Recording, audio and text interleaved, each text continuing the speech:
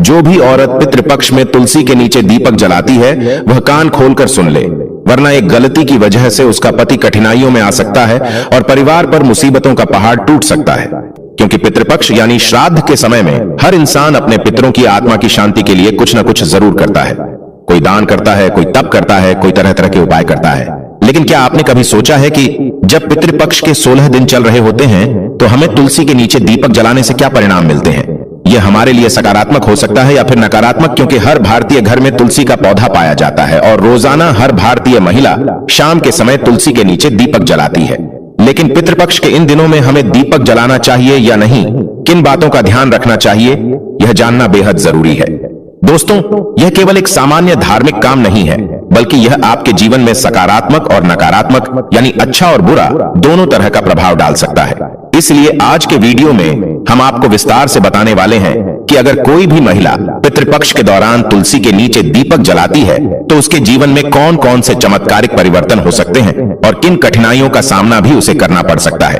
क्योंकि जाने अनजाने में हम ऐसे कई काम करते हैं जो कभी हमारे लिए अच्छे सिद्ध होते हैं, लेकिन कभी कभी बहुत बुरे परिणाम भी सामने लाते हैं। सबसे पहले हम सकारात्मक पहलू की बात करेंगे। पितृपक्ष के दौरान अगर कोई भी महिला तुलसी के नीचे दीपक जलाती है तो घर के वातावरण में दिव्यता और शांति फैलती है। दीपक का प्रकाश घर से अंधकार और नकारात्मक ऊर्जा को दूर करता है, वातावरण में सकारात्मकता का संचार होता है और पितरों की आत्मा को शांति प्राप्त होती है।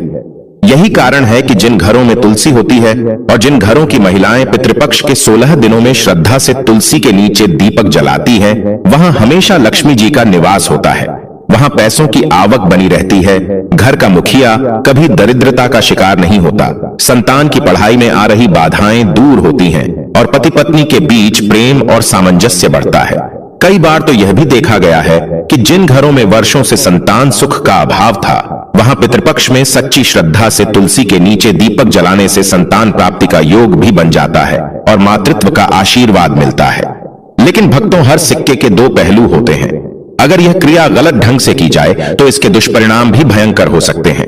जैसे कि दीपक जलाने का समय यदि गलत हो जाए, यदि दीपक अशुद्ध हाथों से जलाया जाए या मन में श्रद्धा और शुद्ध भाव न हो तो यह पितरों को प्रसन्न करने के बजाय उन्हें क्रोधित भी कर सकता है। शास्त्रों में स्पष्ट कहा गया है कि तुलसी के नीचे दीपक जलाना केवल शाम के समय ही करना चाहिए।